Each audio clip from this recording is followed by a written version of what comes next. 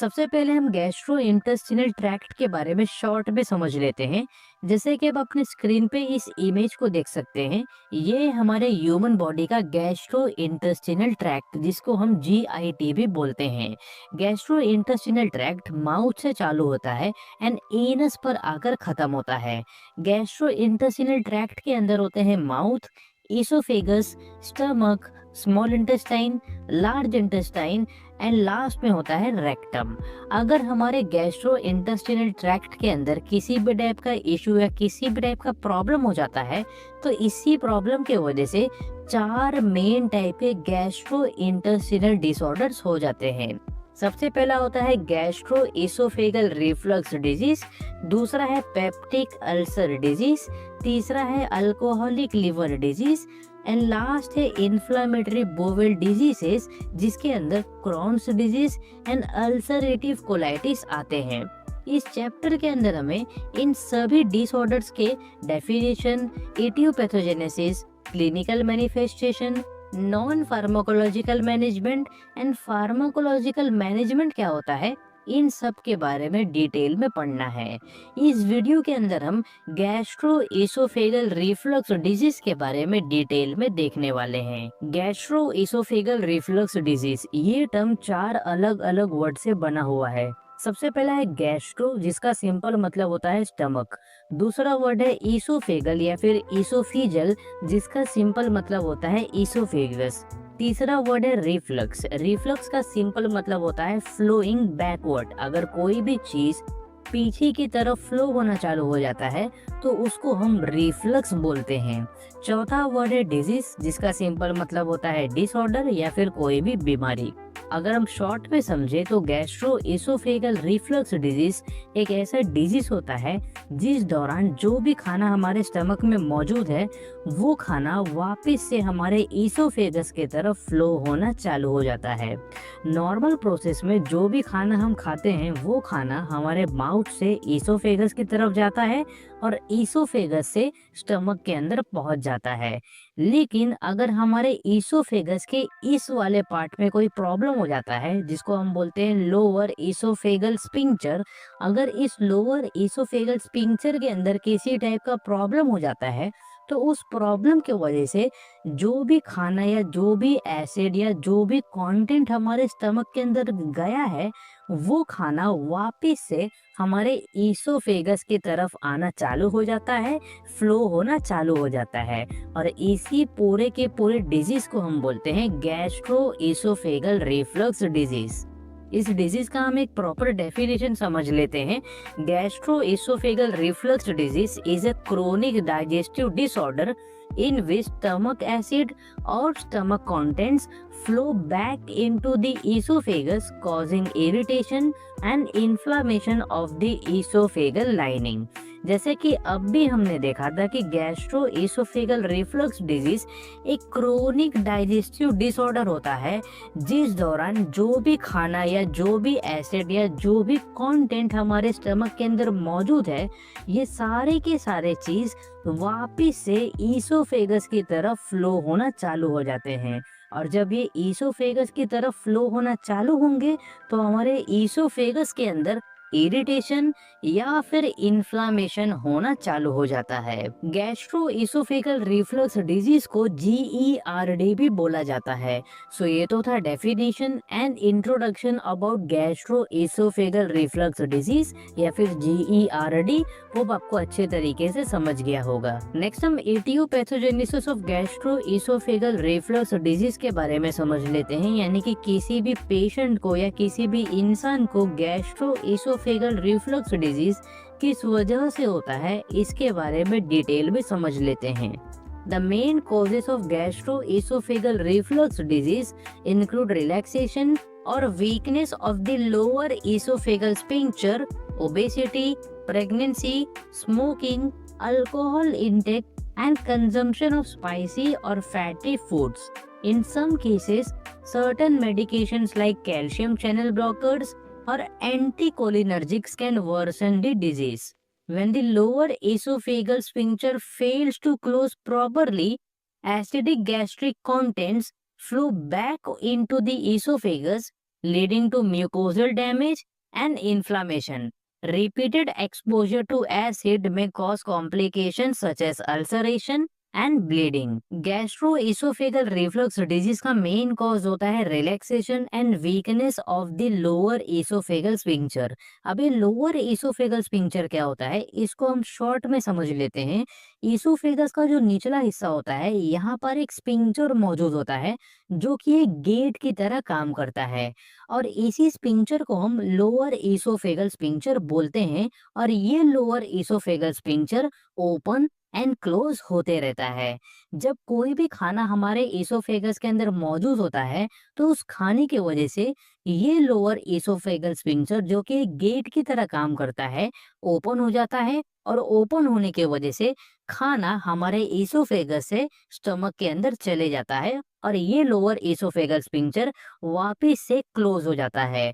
लेकिन अगर इस लोअर इसोफेगल स्फिंक्टर के अंदर कोई प्रॉब्लम आ जाता है जिसके वजह से वीक हो जाए या फिर ये रिलैक्स रहने लगे, तो इसी के वजह से ये लोअर इसोफेगल स्फिंक्टर ओपन होना चालू हो जाता है।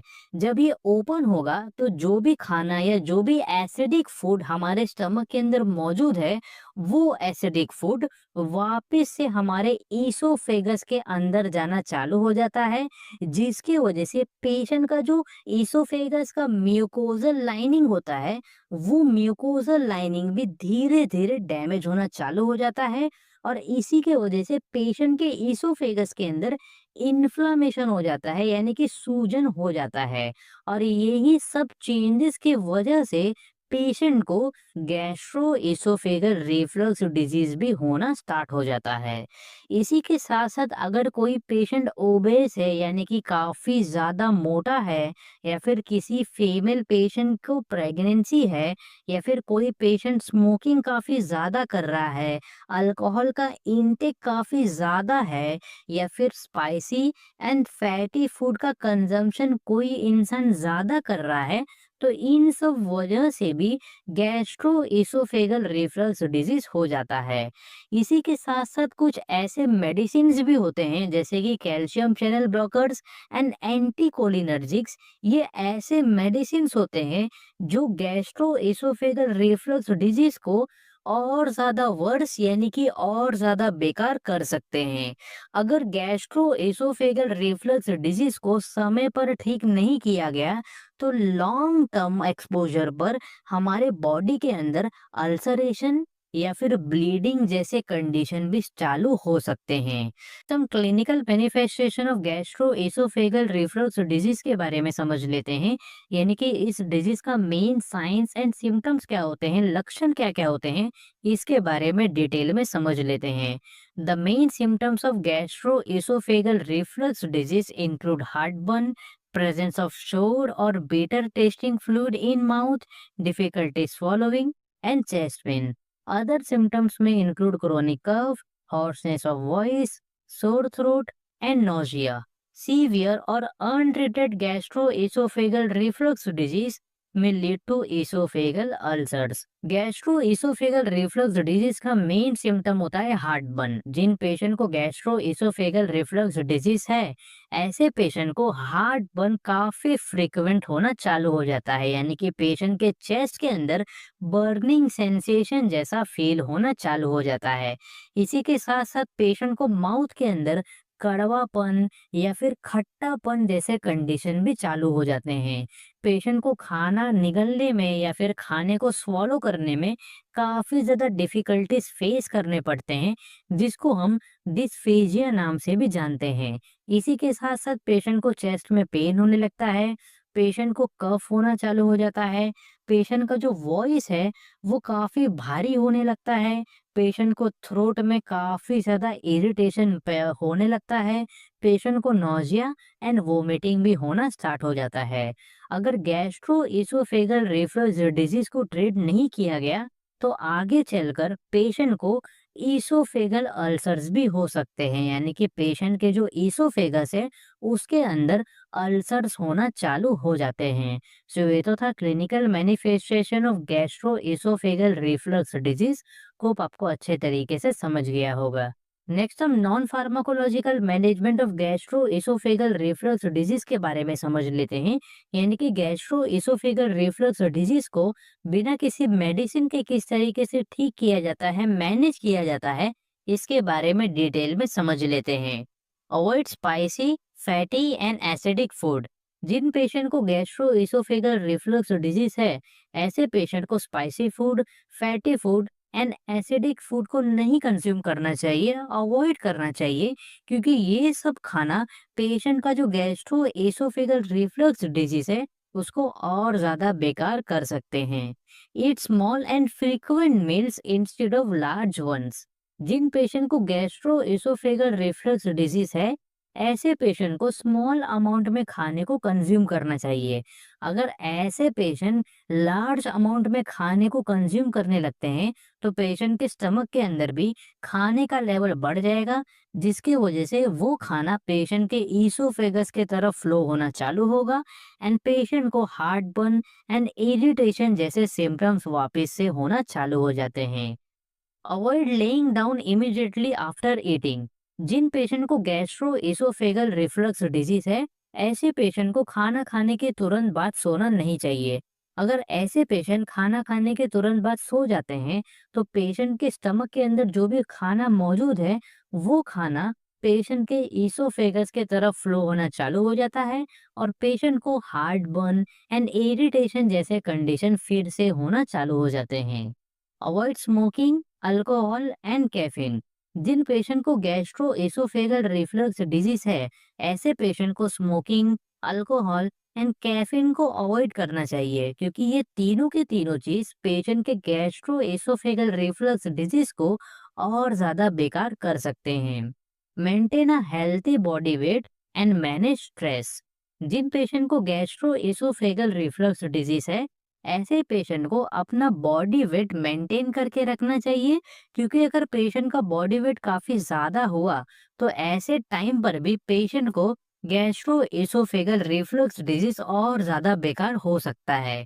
इसी के साथ साथ पेशेंट को अपना स्ट्रेस भी मैनेज करना चाहिए, क्योंकि ज्यादा स्ट्रेस लेने से भी पेशेंट का जो गैस्ट्रो एसोफेगल रिफ्लक्स डिजीज है, ये और ज्यादा बेकार हो सकता है। Wear loose fitting clothes to reduce pressure on the abdomen. जिन पेशेंट को गैस्ट्रो एसोफेगल रिफ्लक्स डिजीज है, ऐसे पेशेंट को लूज फिटिंग क्लोथ्स पहनने चाहिए, क्योंकि अगर ऐसे पेशेंट ने ज्यादा टाइट कपड़े पहने, तो पेशेंट के एब्डोमेन पे प्रेशर बढ़ेगा और प्रेशर बढ़ने की वजह से जो भी खाना पेशेंट के स्टमक के अंदर मौजूद है, वो खाना एसोफेगस के तरफ जाएगा एंड पेशेंट को वापस से हार्ट बर्न जैसे कंडीशन या फिर इरिटेशन जैसे कंडीशन होना चालू हो जाते हैं। सो ये तो था non pharmacological management of gastro oesophageal reflux disease. Pharmacological management of gastro oesophageal reflux disease के बारे में समझ लेते हैं, यानी कि मेडिसिन का यूज करके गैस्ट्रो एसोफेगल रिफ्लक्स डिजीज को किस तरीके से मैनेज किया जाता है, इसके बारे में डिटेल में समझ लेते हैं। सबसे पहला ड्रग है एंटासिड्स। इसके एग्जाम्पल है magnesium hydroxide and aluminium hydroxide. ये ड्रग हमारे स्टमक के अंदर एसिड को न्यूट्रलाइज करते हैं एंड इसकी वजह से पेशेंट का जो गैस्ट्रो एसोफेगल रिफ्लक्स डिजीज है, वो भी धीरे धीरे ठीक होना चालू हो जाता है। दूसरा है एच2 रिसेप्टर ब्लॉकर्स। इसके एग्जाम्पल है रेनिटिडिन एंड फेमोटिडिन। ये ड्रग हमारे स्टमक के अंदर हिस्टामिन रिसेप्टर्स को ब्लॉक करते हैं, और जब हिस्टामिन रिसेप्टर्स ब्लॉक होगा, तो हमारे स्टमक के अंदर एसिड का सीक्रेशन भी रिड्यूस होगा, और जब एसिड का सीक्रेशन स्टमक के अंदर रिड्यूस होता है, तो हमारे स्टमक के अंदर भी एसिड का अमाउंट धीरे धीरे कम होना चालू हो जाता है, जिसकी वजह से पेशेंट का जो गैस्ट्रो एसोफेगल रिफ्लक्स डिजीज है, उसके सिम्टम्स भी धीरे धीरे ठीक होना चालू हो जाते हैं। इसके बाद है प्रोटॉन पंप इनिबिटर्स। इसके एग्जाम्पल है ओमिप्राजोल, पेंटोप्राजोल एंड इस्मोप्राजोल। ये ड्रग हमारे स्टमक के अंदर एसिड सिक्रीशन को इनिबिट करते हैं और ईसोफेगस को हील करने का काम करते हैं, जिसकी वजह से गैस्ट्रो एसोफेगल रिफ्लक्स डिजीज भी धीरे धीरे ठीक होना चालू हो जाता है। इसके बाद है प्रोकाइनेटिक एजेंट्स। इसके एग्जाम्पल है मेटोक्लोप्रामाइड एंड डोमपेरिडोन। ये ड्रग भी काफी इम्पोर्टेंट ड्रग होते हैं और ये ड्रग हमारा जो ईसोफेगस का लोअर एसोफेगल स्पिंक्चर होता है, इसके टोन को इंक्रीज करते हैं, जिसके वजह से गैस्ट्रो एसोफेगल रिफ्लक्स डिजीज धीरे धीरे ठीक होना चालू हो जाता है। लास्ट है म्यूकोजल प्रोटेक्टिव एजेंट्स। इसके एग्जांपल है सुकराल्फेट। ये ड्रग हमारे एसोफेगल का जो म्यूकोजा लेयर होता है, इस म्यूकोजा लेयर के ऊपर एक और प्रोटेक्टिव कोटिंग का लेयर बना देता है, जिसकी वजह से हमारा एसोफेगस किसी भी टाइप के एसिड या फिर किसी भी टाइप के डैमेज से बचता है, जिसकी वजह से गैस्ट्रो एसोफेगल रिफ्लक्स डिजीज भी धीरे धीरे ठीक होना चालू हो जाता है।